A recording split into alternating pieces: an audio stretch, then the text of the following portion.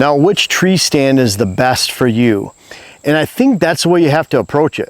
You have to look at your situation you're hunting and match the tree stand to your situation, not looking at, this is a really cool stand, this is what people are using, or tree saddle, whatever it might be. People are using this, so I'm gonna have to buy it, and then I gotta force this in to use it.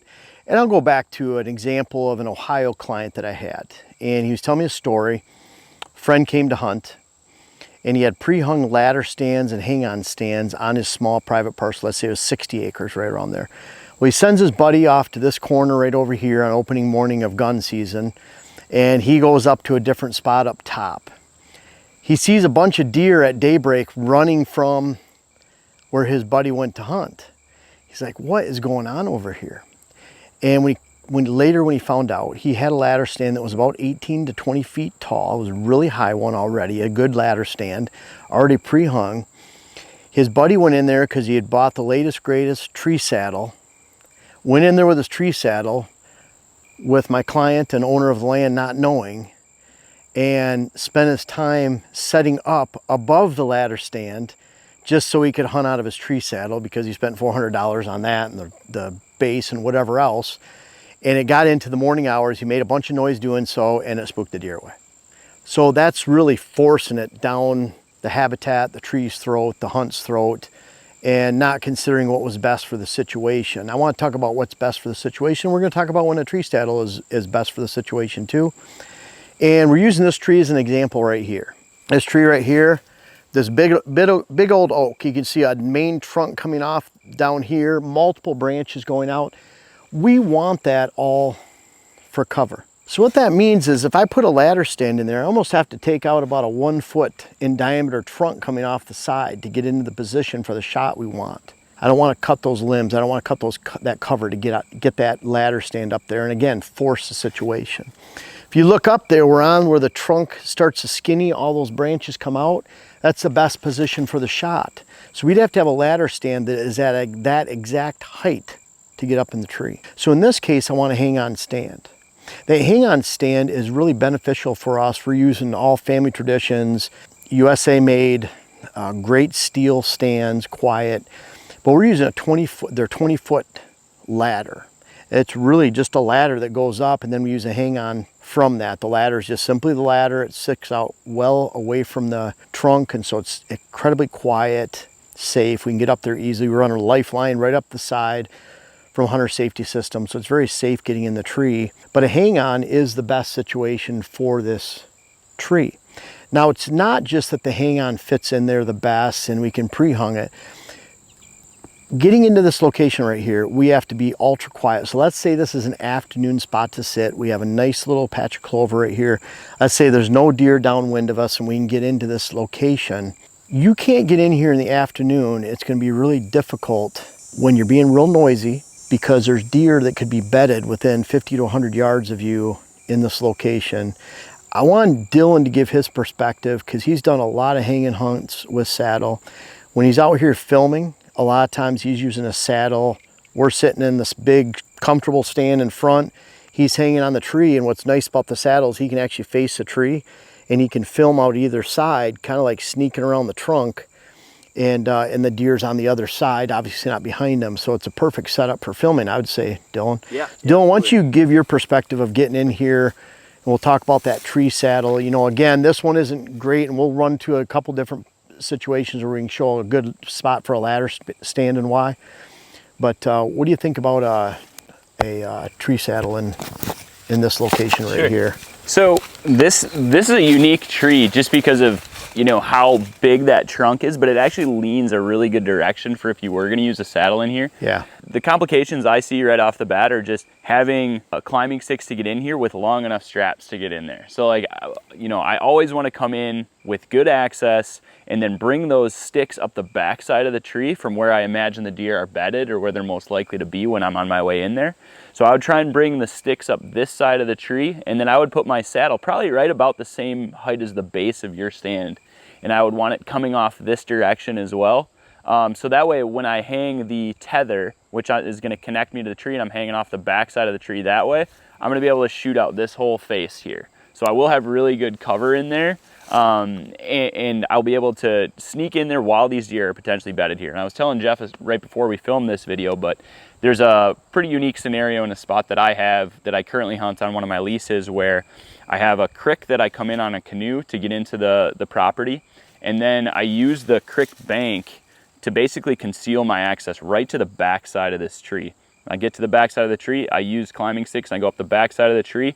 And last year during muzzleloader season, as I was bringing up my muzzleloader, I happened to see some movement, and here is a flick of a deer's ear that was bedded about 100 yards away that had no idea that I even got in there that time. So it's just about really slowing down your approach, really trying to use, you know, every movement to make sure that you're not gonna make a ting or, you know, get it caught on a branch that it's gonna, you know, bring a lot of movement to a deer's attention. So utilizing on the backs of the tree, that's why I like using those saddles for that kind of hang and bang kind of hunt. But honestly, this year I've actually put a permanent stand there because I don't want to risk that movement and that sound. So a lot of times when you have a private parcel that you can hunt, I'm putting a stand once I've determined, all right, this is a good spot, this is the tree I want to keep hunting out of, then I'll put in a permanent hang on usually, so that way I'm not risking that, you know, getting in and out. Was there anything else you want me to touch on there? Yeah, and I think this is one of those spots where it'd be super risky. Yeah, this is such a better setup. Yep, where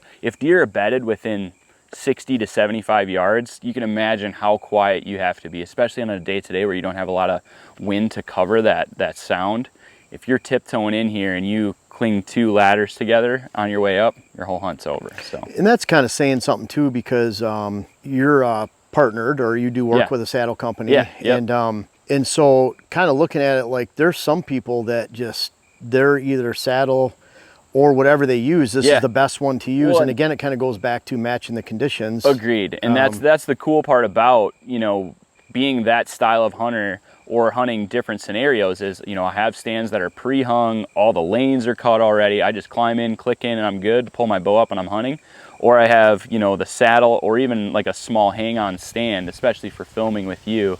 But, you know, there's different scenarios where a stand works better than a saddle. So, you know, even if I'm running and gunning, I'll use a stand for some instances versus a saddle. If I'm going a long way on public land, I want to be as light as possible, then I'm probably taking the saddle. And we'll go on to the next spot. I really want to show people a really cool ladder stand setup, and why it's a good spot for a ladder stand and why we wouldn't want to use something else.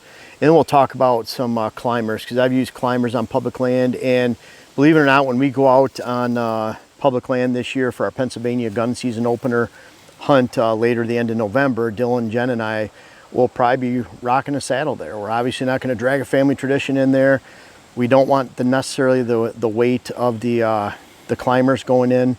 It's a very short hunt. We're hunting 2 days at the most, and we have to pack the deer out when you get it. So we're looking at weight going in and out, and we'll talk about that at the next stop. Now this is a prime example of a great ladder stand spot. In fact, we'd have a really hard time getting anything else but a ladder stand in this location. You can see where it's set. It's actually set and against almost a horizontal branch. It's coming out at an angle, and we have some other horizontal branch setups too, where we use the lean of the branch, and depending on where that lean is where the back of that ladder stand sits into. And you always have to worry about your safety line. The safety line is what holds the lower part of the ladder stand to a tree behind, or the tree that you're putting it against. So it holds that, so when you're up working on it and ratchet strapping it to the tree, that doesn't kick back out, and that's why they call it a safety line. So in this case, we actually were able to safety line to the parent tree, and in other cases, because it's out on a horizontal branch far enough, at that angle, we're actually safety lining to an adjacent tree next to it. But bottom line is, to get steps into this, get up in there, you could do it, but it'd be kind of noisy. It's pretty twisted, and you'd have to be in the perfect spot. Now in this case, we have the family tradition ladder stand in there, and then Dylan, if he comes and films out of this, which I'm hoping Dylan does get to film out, this is a pretty cool spot, but he'll be standing on the back of the ladder stand. He sets up super quiet. He doesn't have to worry about climbing sticks or anything. He's setting his tree saddle in on the back side of that tree, facing the back of me while I'm hunting, or Jen, who's ever out here hunting. It'll be the perfect spot for a ladder stand. Other spots we use ladder stands are very short, like say a cedar tree setup, where we have really good cover. It's a lower spot. We have really good foliage all around, so we can climb into that. We like using ladders where, like in this case, we're climbing up a lot and there's the hill here where it's a really confined spot. We don't have to use the back side of the tree to climb up because there's so much cover around here. Sometimes when you walk up that ladder, you're exposed to deer that might be bedded 100 yards away. In this case, we don't have to worry about that. And I gotta be honest, with ladder stands, I find it used to be we'd sit up about 25 feet on a hang-on. That was the number of steps we used. It was right around 24 to 26 feet. And throughout the years, I just sit a little bit lower. And so the ladder stands we use right now are around 17 feet, 18 feet, you know, right around that 17-foot mark. And if we have the cover, like in this case, there's branches going everywhere, then I really love the comfort and safety of a ladder stand. It's already pre-hung, super quiet because they're very high quality ladder stands.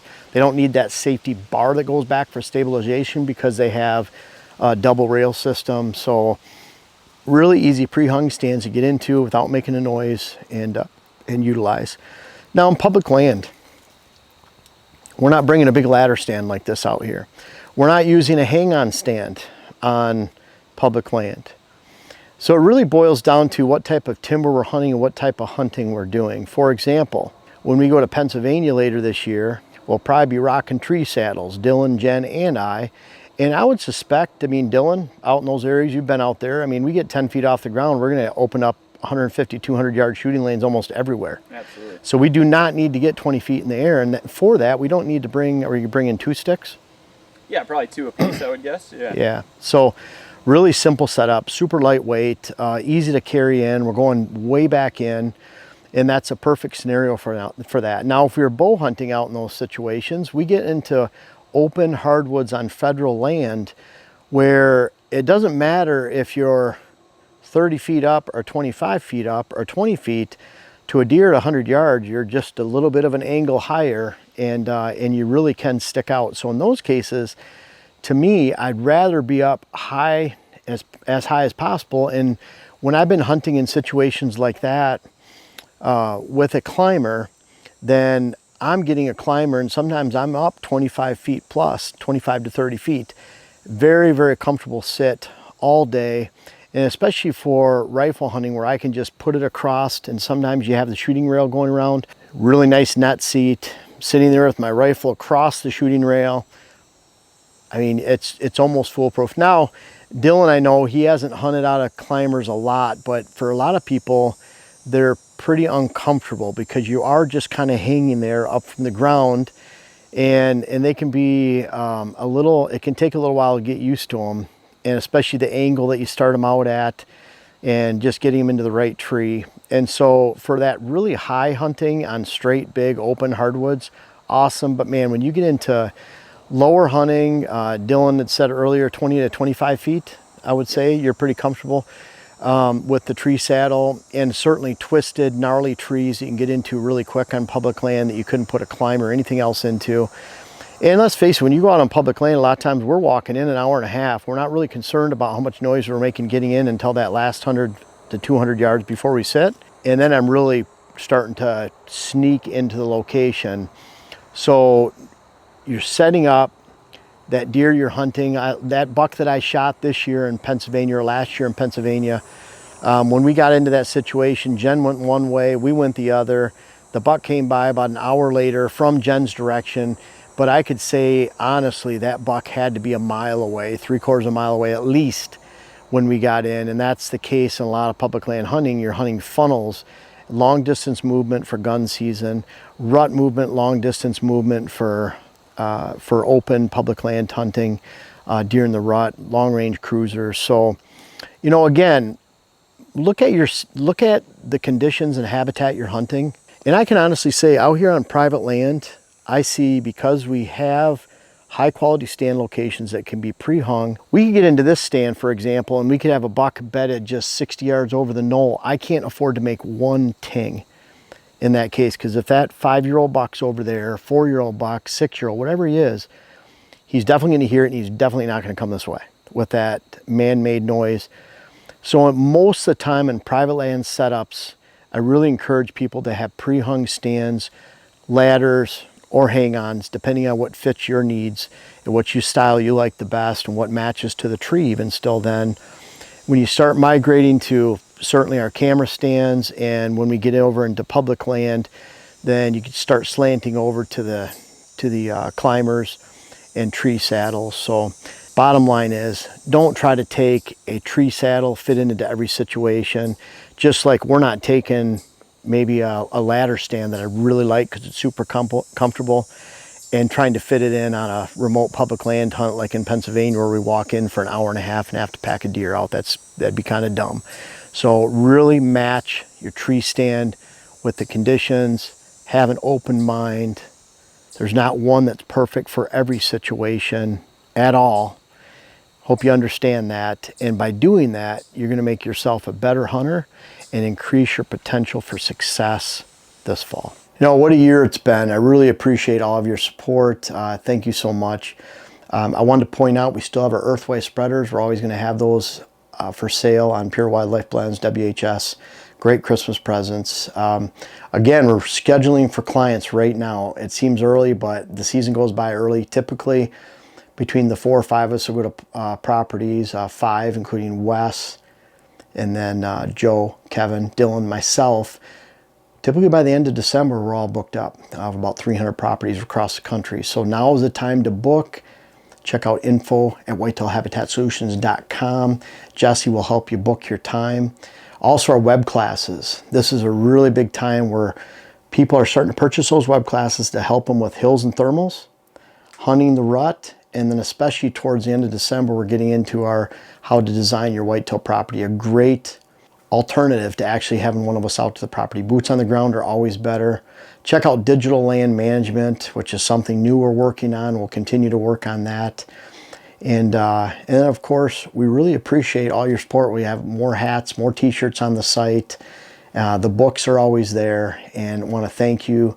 Thanks for checking us out, and appreciate you.